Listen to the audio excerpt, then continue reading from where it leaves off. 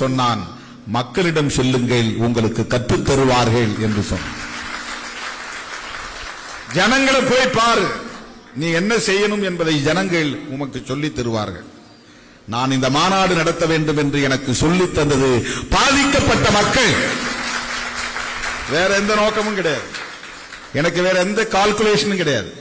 நான் பரீட்சை நேரத்தில் படிக்கிற மாணவன் மாதிரி எலெக்ஷன் நேரத்தில் தான் எலெக்ஷன் பத்தியே சிந்திப்பேன். எனக்கு மற்றவங்க மாதிரி 5 வருஷமும் தொடர்ந்து எலெக்ஷன் கணக்கெல்லாம் போட தெரியாது. எனக்கு இந்த கால்குலேஷன் என்கிட்ட கிடையாது. இதான் என்னுடையது.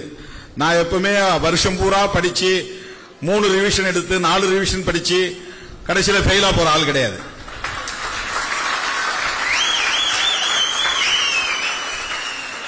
நான் பரீட்சை அன்னைக்கு படிச்சுட்டு அடுத்த நாள் போய் எழுதுவேன், பாஸ் பண்ணிடுவேன். நான் பெருமைக்கு சொல்லல, என் கூட படிச்ச லா காலேஜ் ஸ்டூடெண்ட்ஸ் கேளுங்க.